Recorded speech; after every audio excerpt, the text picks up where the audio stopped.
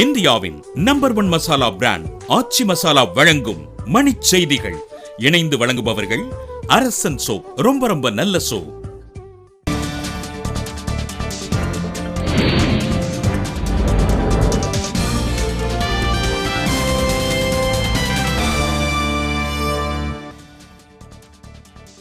சட்டப்பேரவை வளாகத்திற்குள் செல்ல எதிர்க்கட்சித் தலைவர் மு.க. ஸ்டாலின் உள்ளிட்டோருக்கு அனுமதி மறுப்பு.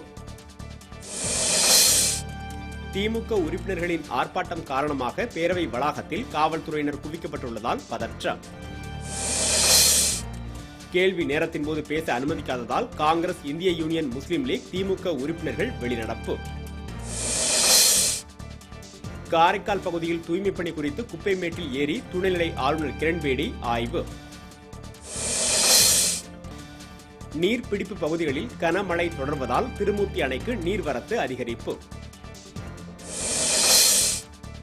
உடுமலை அருகே விளைநிலங்களுக்குள் புகுந்து அட்டகாசம் செய்யும் காட்டு யானைகளை விரட்ட விவசாயிகள் கோரிக்கை. காரைக்கால் கடல் பகுதியில் மீனவரின் வலையில் சிக்கிய 200 கிலோ எடை கொண்ட சுறா மீன் 40,000 ரூபாய்க்கு விற்பனை. வந்தவாசி அருகே மகிழுந்தும் இருசக்கர ஊர்தியும் நேருக்கு நேர் மோதிக்கொண்ட விபத்தில் ஒருவர் உயிரிழப்பு. தொடர்வண்டியில் வங்கி பணம் கொள்ளையடிக்கப்பட்ட வழக்கில் மாநில குற்ற புலனாய்வுத்துறையினர் சேலத்தில் ஆலோசனை.